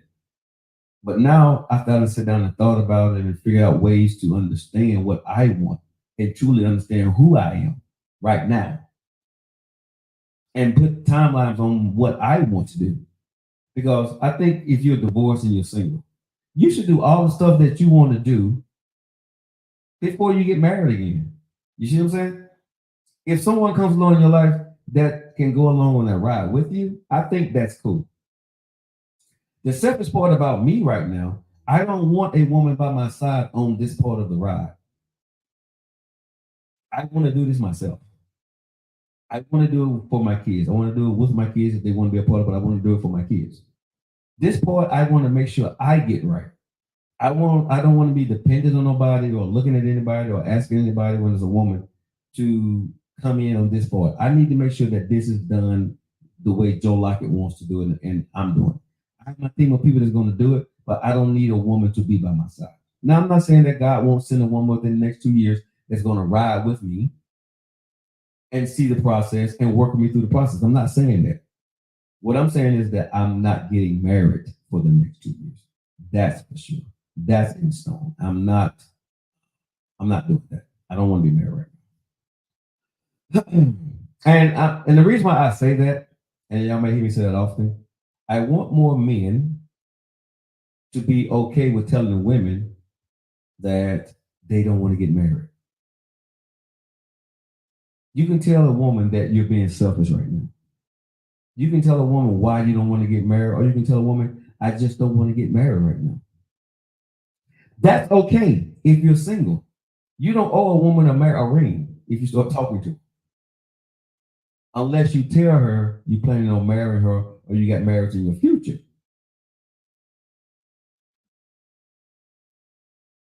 See what I'm saying?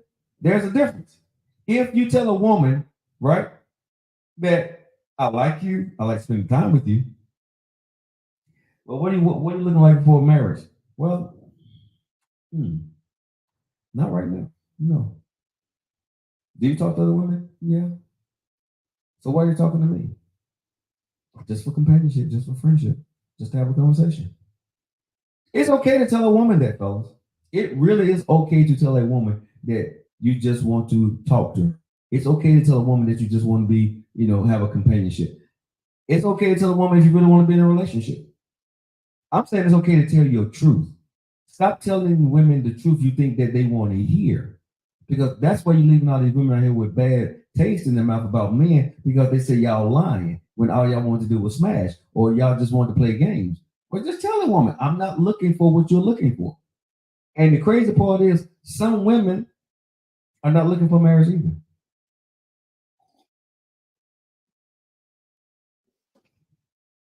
And at the end of the day, if you tell a woman the truth, you can still have fun with her. And I want everybody to start, please understand, everything don't have to end in the bedroom. Can we agree on that? Having fun with a person does not mean that you have to go to the bedroom all the time. It does not. And be okay when she says thanks for your honey and she moves on. Of course, I would expect most women to move on if they're looking for a relationship. I wouldn't want to hold a woman's hand or waste her time if she's looking for a relationship.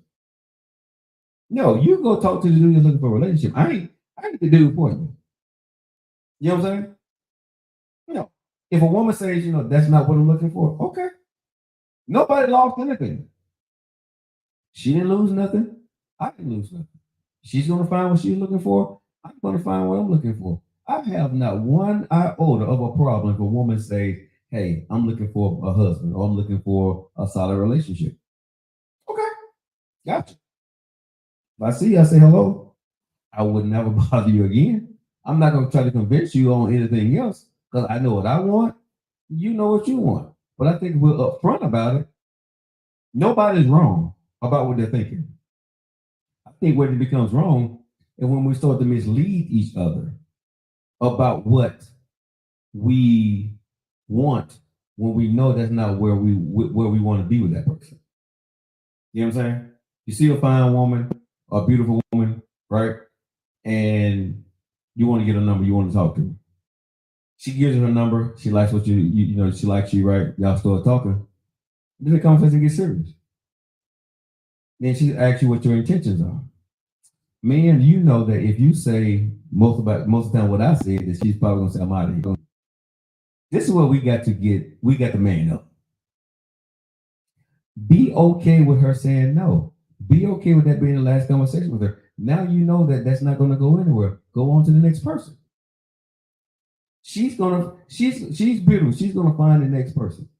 But see, what we do is we talk to her, we tell her the things she want to hear, because in our mind we're lying to ourselves and we say, something, if everything goes right, I may want to be in a relationship with her. That's the thing. 80% of the time, that's a lie. I'm gonna say that. 80% of the time, maybe 75% of the time, folks, that's a lie. Yeah, you can get to like her. Yeah, you can get, to maybe spend more time with her than you thought you were gonna spend with her. But if your ass ain't ready to get married or be in a relationship, you're gonna cheat.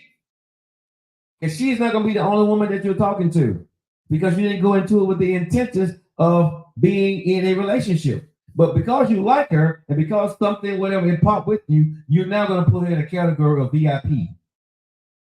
But you're not gonna be true to her, which still means you're wasting her time. Which means that you're lying to her. Which means that you're probably gonna get caught eventually, and then you're gonna have a huge problem on your hands. So is it worth it? And some men think it's worth it if they smashed and they got what they wanted and they find out cheap. Some men, I don't.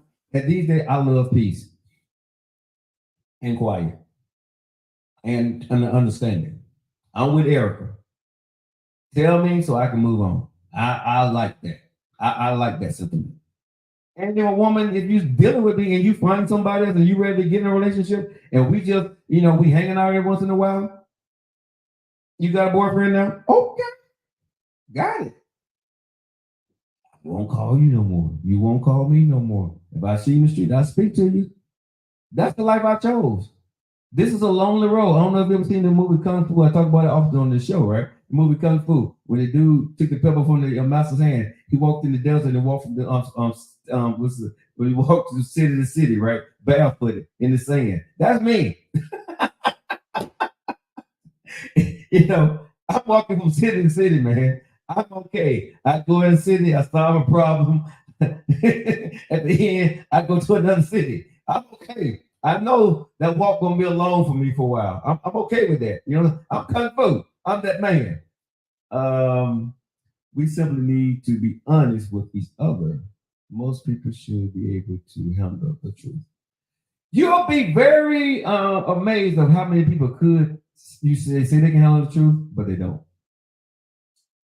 Well, Krista, I don't have any choice but to be honest because I don't like wasting my time, and I don't want to waste a woman's time, right? If anybody ever dealt with me, I probably communicate too much. That point, I really do. I probably drive that point home way too much to the people that I talk to, because I don't want women that are around me or even that I talk to. I don't want grass growing under their feet with me thinking that something later on can transpire. I say I could be friends with you for a year or two and get married to somebody else. That's what I want people to understand. And I'm under the understanding that we could be kicking it, doing what we do for a year or two, and you can get married to somebody else within that time, which means that I was that person for you, but you had something on the side that you was building, and now it's there, and now you're letting me go. I'm okay with that, but that's my life. And so when you're dealing with women, that's what I try to tell women, right? Please understand that if there's, whatever that may be, that it may pop up 2 years later and you see me married. Maybe. I don't know. That could happen. But I don't want you questioning why I didn't marry you. And I'm not going to question why you didn't marry me, because I didn't make that promise to you. You didn't make that promise to me. Ladies, don't let a man dangle this. If I find out that right woman, if I find the right woman, I'm open to marriage. Crap. They are singing along. I know immediately. I'm not looking for the right woman. No, I'm not doing that. Eric, I'm not looking for the right woman. Sorry. I think I've had the right woman and I screwed that up. So I'm not looking for the right woman. I just want to be married right now. I agree with you, Well, Eric, I got to kind of challenge that one though, because you said when a man says that, but a woman says she's looking for the right man. So with that crap, when a woman says she's looking for the right man, Eric? So a woman says she's looking for the right man, should I move on because that's crap? I mean, she's playing a game? I'm just asking. Because I don't think when a man says he's looking for the right woman, that will always mean that he's full of crap. I don't think so. They may not be as open as me, but I don't think if a man says I'm looking for the right woman, maybe he is looking for the right woman. And he's looking for a woman that's going to fulfill what he's looking for. And for him, that would be the right woman. Because see, sometimes, I'm not directing this at Erica, but when a man says he's looking for the right woman and he talks to you, and then he gives you the ghost, he just realized that you wasn't the right woman for him. Like, just because you're good, that don't mean that you're right for every man that comes along your way or you give your time to, and vice versa for the men, right? So that man could be telling you the truth. You just wasn't the right woman for him. He got into a relationship with you, and for whatever reason, he started to see things that he didn't like about you. Just like you can be in a relationship with a guy and you see things you don't like about that guy and he's not the right guy for you, that can go on the other foot too now. You see what I'm saying? So I'm going to kind of, challenge you on that one, Erica, that when a man says he's looking for the right woman, that's crap. I don't think that's always the case, in my humble opinion.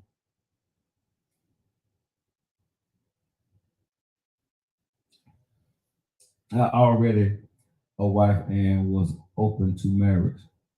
A man has to be ready in that mindset. So what you're saying is you're not going to talk to a man unless he says I'm looking for a wife. It's basically what you're saying. I guess that's what you're saying.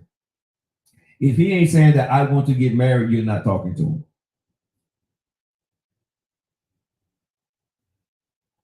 I think that's what Erica's saying. And that's her prerogative. As Bobby Brown was saying, I get that. Okay, got it. And like I said, that makes sense, right? You want a man, you want to get married again, so you're looking for a man that says he want to get married. But you got to be careful on that too. Because every man that says, I want to get married, fellas, that's on this chat, that's on social media, was announced, was watching this show. What do we say to women that we want to smash? And what do we show to women that we want to smash? Men, some men should get Oscars. Let me say this. Some men need to get Oscars. Because we can say and do the right thing for a period of time until we get what we want and we disappear. So it goes both ways there. I'm going to say this. Men lie. Men and women lie. So you just have to be a judge of character, go through life, figure it out. Because most men are not going to say what Joe Locke say. Most men are going to say what Erica said, right? I want to get married. I'm looking for marriage. They're going to tell you their story of their ex-wife or their ex-girlfriend and what they did and what they're going to be and then how they're going to be a better person. And they have no intention on getting married. They have none. Some men do. Not knocking it. But I'm just being about life when life get to life and being for real. Okay? Men run the game just like women run the game. Men want to get married, and I still gonna stand on this right here. Most men, and y'all can go look up the statistics, right? A lot of men over 50, that ain't their first priority when they get a divorce. They're not looking to get married right away. Like I've said many times on this show, they have a lot of debt and sometimes responsibilities that they have to take care of. And men don't want to find, and men are not going to, some men are not going to put themselves back in that situation. Some men have taken care of those situations, some men have. And some men have the money and they're great. But the average guy there that went through it and working a 9-to-5, blue collar, maybe white collar worker, and paying alimony and to pay child support, they not in a big hurry to get into a marriage again. But the guys who've been divorced, been a while, now those guys are more of a candidate to get married. I would say a guy that's been divorced maybe 3 to 5 years, that guy's probably a better candidate for marriage, in my humble opinion. And I'm gonna say you don't want to marry a man that's been divorced for less than 2 years. Myself personally, a guy that's been divorced for less than 2 years, maybe 3 years, you probably don't want to marry that guy anyway. I'm just saying, anybody that's been divorced for less than 2 to 3 years is not good marriage. It's not good marriage material. I'm saying this. Y'all can get at me if you want to, but I don't think you've been divorced for 2 or 3 years. You're ready for marriage. I didn't understand it until I went through it, but it's very tough to be ready for marriage within the first 2 years of a divorce if you've been married for a while. It's very tough. Right? I don't think the woman, as Erica said, I don't think the woman or the man has done the work. And some people can be married, divorced for 4 or 5 years and don't do any work, right? But I think, if you're going to talk about, if a man or woman is talking about getting seriously married to you, ask them how long they've been divorced, or when was their last relationship, or how many relationships have they been in, or have they ever been married? Because these questions to me on how you answer them, and then I see and watch you, it's going to tell me a lot about you. Because if you're beautiful and fine, and you're in your late 40s, and you've never been married before, right? Women, I'm talking about women, and you have no kids, that tells me a lot about you, right? Because every woman that I've ever met that's fine and beautiful, no kids, in her 40s, has been proposed to, almost got married. Everyone, but never got married. I'm gonna go ahead and walk past her because she's the problem. She's the problem. It ain't every man in her life. She's the problem, and I'm telling you why. She don't want to be locked down because she's looking for the next best thing. There's always something out there she thinks is better because of how she looks or what she brings to the table, right? The package that she has. So she would never settle for you. At some point, she's going to pull out. Or some point, she's going to feel you're not enough or she's not enough. Think about what I'm saying, fellas. Talk to women that are pretty, that got, not all women are beautiful, but y'all know what I'm saying, that got the package, right? All women are beautiful, so don't take it the wrong way. All women are beautiful, but you know, the woman that's that 10 that everybody's looking at, but she's never been married, have no kids. Every one of them been proposed to either once or twice. And that man that's 50 years old, confirmed bachelor, that never's been married, probably never will. Yes, I totally agree with you. A man that's never been married, that don't have any kids, he's the same thing. He feels he's the prize, right? And you ladies, you cannot get him. You cannot get that guy. He will get you. But that guy has never been married before and have no kids. It's for a reason. And it wasn't because God would save him for you. No. Those people will marry who they want, when they want. It has nothing to do with you. I've sat back and watched these people, right? And they would say, well, you know, it was this and it was that and it was this, it was that. And I asked them, you know, well, how many people have you dated? Why don't you have any kids? Right? And you ask them certain specific questions and they're very detailed answers. Sharp, right on point. They got it, right? Know all the right answers, but they haven't done anything in life for us, you know, accountability to a person or a human being. And you usually find these people really close to their families. They're really close to their mother. Most of these people are really close to their mother or their fathers, or both, right? They're close to their families. They're really close to their families, but they're not close to anybody else, right? They don't get close to anybody. The men, some of the fellows I know, they are not close to, they're close to their family, but not that close. And some of them was damaged, has been hurt before. And a few of the ones that I've talked to,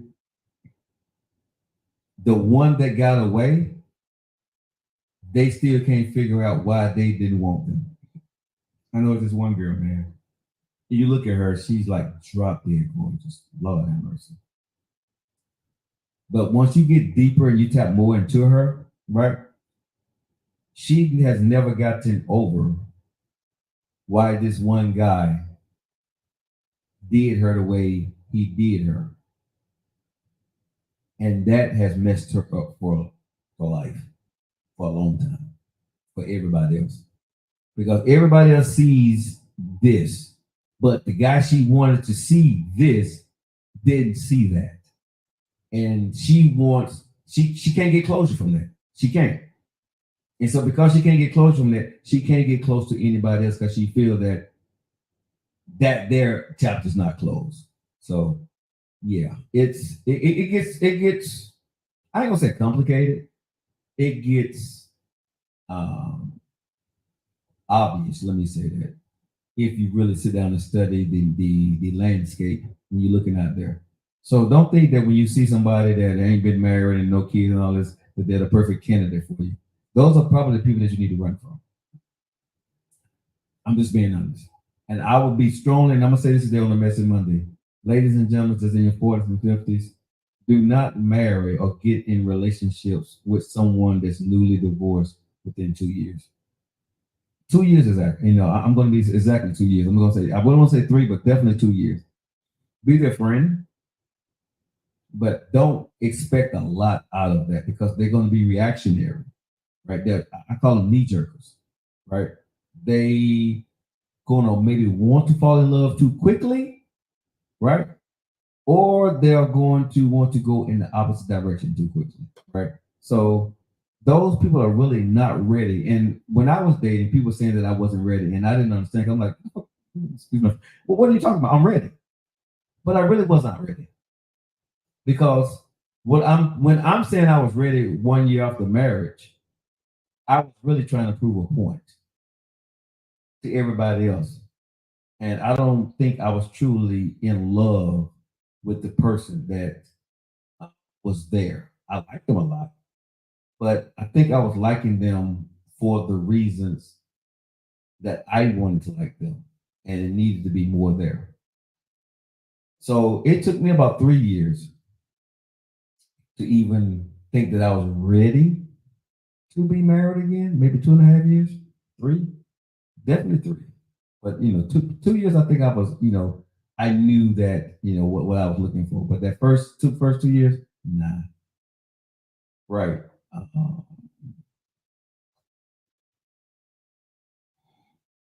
People that have been married have kids, they consider their damaged goods. That's true. That's true. That's very true. And I think at the end of the day, ladies and gentlemen, when you're dating over 40 and you're dating over 50, right? You felt that you felt that you'd made mistakes possibly, or you stayed somewhere too long and you vowed to yourself whatever you went through, that this is not going to happen to you again. If you're taking care of your kids, you want to make sure that first and foremost your kids are taken care of. And then you start looking at yourself and saying what the hell you're going to do. Then this just don't take this the wrong way, ladies and gentlemen. Sometimes you find yourself in a state of your overweight. You haven't taken care of yourself. You may not have the finance or the means, right? And you got a lot of work that you got to figure out. Why would somebody want me? What I got to do to get myself back to where I love myself? And then you got to take care, be there for your kids too. That's a lot to take on when you are first coming out of divorce, right? Depending on where you are, a lot of these things happen for men and for women. To get yourself back on the market where you feel that you are attractive enough to get someone to look in your direction, right? And I'm not trying to hurt anybody's feelings, but y'all know what that looks like. If you got into marriage, you were comfortable, and all of a sudden you find things didn't work, right?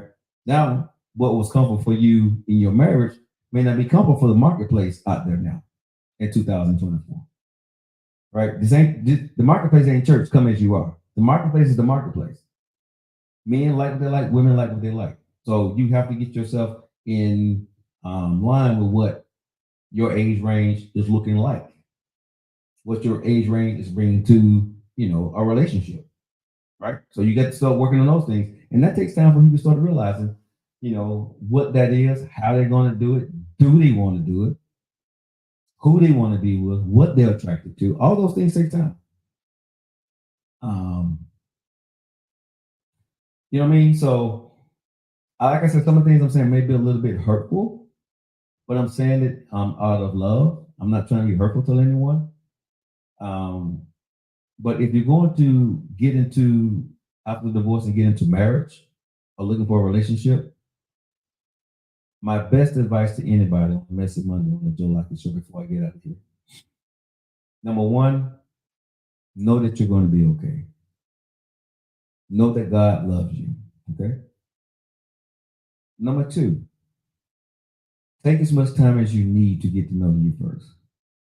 Whether you go to therapy, whether you go talk to your pastor, right? Or whether you sit down and just start figuring things out yourself. That's your journey. Everybody can handle things in different ways. So I'm not telling you what you need to do. The only thing I would suggest to you is to stay away from friends and family at the time. You need to get somebody that's outside of your realm to look from the outside, to look into you, to tell you a truth that you won't see about yourself, and it's not prejudice, right? You know what I'm saying? So talk to somebody professional. I would say somebody professional who don't know you, who's going to give you solid, professional advice that you can cling on to. Not make you the victim or not make you the hero, but make you face reality. You know what I'm saying? Because friends and family can make you the victim or they make you the hero. And those roles don't play well when you're trying to find your happy spot. What's going to make you tick? Because sometimes when you get into marriage, you lose yourself. You don't know who the hell you are without him. You don't know who the hell you are without her. And you got to figure that out all over again, because when you get married, that person took a piece of you with them. And you got to figure that out. And some people are too quick to give that other piece that somebody took from them to another person who don't give a damn about you. And you wind up getting hurt. That's why I say, don't get into a relationship right after the divorce. This sounds very bad, but I'm going to say this with love, right? To people going through a divorce or they going out of divorce. If you got to get with somebody or you got to go do something, I would say get with somebody you trust and you care about and they understand that there's nothing there. Spend time with that person until I would say don't do anything, but if you have to do anything, do it with somebody that you care and know about and they respect you and they understand your situation and don't want nothing out of you, right? Because there are some people that just have to. So I'm talking about both sides. It doesn't sound sexy, but I'm talking about real life. I'm talking about real situations here. I'm talking about people. I know that people do this stuff. So I'm just giving my best advice to you about what that's going to work possibly best for you. That's not going to make you feeling icky and yucky and, kicking yourself in the ass about he did this to me and I can't believe I did that. Sit down and figure out and then have the conversation with the friend. Everybody got that. Everybody got that. Have that conversation with them, right? And say until blah, blah, blah, you know what I'm saying? We can do this every once in a while. Hang out. It ain't gotta be sex, but hanging out, talking, whatever it may be, for you to make you comfortable until you get through to what you're getting through with. I would say definitely don't spend time with nobody, but some people can't do that. But I do have realized that people that spend time with strangers wind up being more reclusive for a longer period of time because they feel that nobody loves and cares about them. And they start to feel really bad about themselves. I'm not a therapist. It's going by what I've heard, some things I've been through. Just as food for thought when we're messing with it. All right, ladies and gentlemen, I hope that helps you guys. I hope the things that I say may piss you off a little bit, make you look in the mirror, may make you want to curse it. But I do hope the things that I say on this show make you think if you're going through the situation, or you know anybody going through the situation, to give you a better thought pattern or landscape of how to navigate through life when you get to life for you in a bad situation. Hope you guys enjoyed the show. Je t'aime. Te amo. Ashtimas. E liberté. Y'all know what that means. It means your boy Joe Lockett love you. Y'all have a good night. We'll see you guys tomorrow.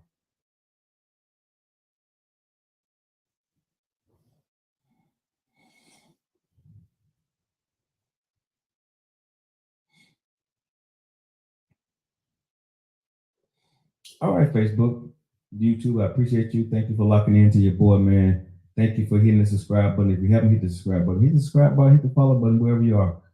Follow the show, man. I appreciate you guys. And please go out and purchase my merch. JoeLockett.com. It's LOCKETT, JoeLockett.com. My life, my time, my choice. Appreciate you guys. See you guys tomorrow.